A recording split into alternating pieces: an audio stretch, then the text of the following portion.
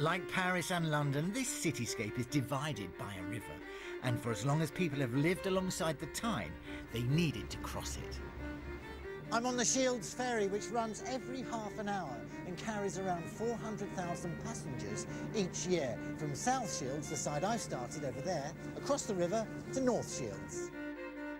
There are records of passenger boat crossings on this very stretch of river dating back to 1377, and of horses being transported across here during the 15th century.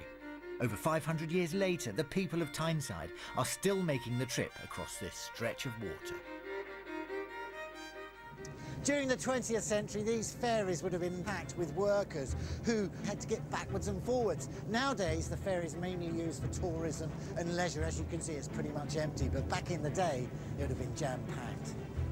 The ferry could never handle the growing demands of industrialisation, so during the 19th and 20th centuries, numerous bridges began to dot the Tyne, becoming the fastest and most popular way of crossing the river. It would be impossible to go into detail about all of Tyneside's fascinating and innovative crossing points on today's show, so I'm going to pick a couple of notable bridges, one from the last century and one from the beginning of the 21st century. Between the two world wars, the British economy was in dire straits, and the building of the Tyne Bridge was to be a big moral booster, providing hundreds of jobs at a time of mass unemployment. The aim was to reduce congestion. It took 3 years to build, and the men risked their lives in its construction. It's incredible that not more than one man lost his life.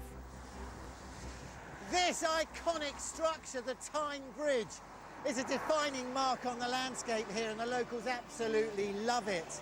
When it was opened by King George V back in 1928, his speech was all about new beginnings and more prosperous times. Queen and I thank you for your loyal and dutiful address. It is a great pleasure to us to visit Gateshead on the occasion of opening the new bridge. It is a worthy testimony which enabled the Tyneside town to take their full and honourable share in the industrial development of Great Britain. I pray that with God's blessing, more prosperous times may soon return. The bridge was overrun with people when it opened. 20,000 children were given the day off school, and everyone was out in force to celebrate their new bridge. The building of the Tyne Bridge regenerated the area and helped industry. The year 2000 saw another iconic bridge grace the skyline. The Gateshead Millennium Bridge, often called the winking or blinking eye due to its shape and tilting method. It was lifted into place in one piece by one of the world's largest floating cranes. The new bridge once again revived a part of the Tyne that had become run down, giving it a fresh and new 20th century feel.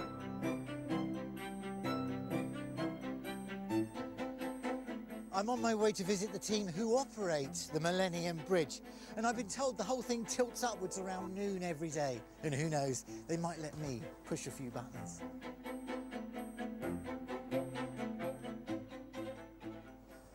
Hi guys, hello. Well, how are we doing? Hi.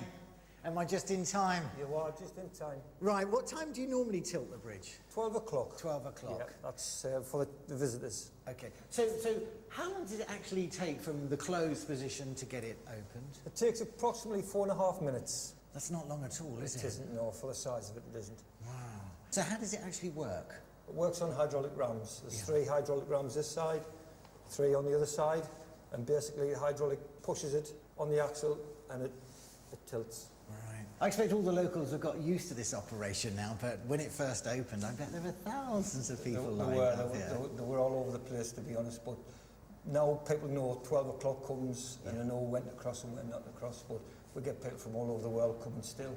Dear, just to view this. Yeah, but again, it's the only tilting bridge in the world. That's cutting-edge architecture, It is, isn't it? without a doubt.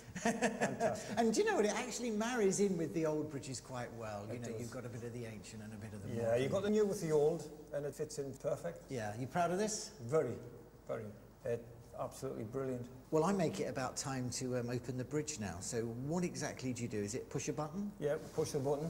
Can I push it? You can push it. Where is it? It's over there. This is possibly the most important button I've ever pushed in my life. Here we go.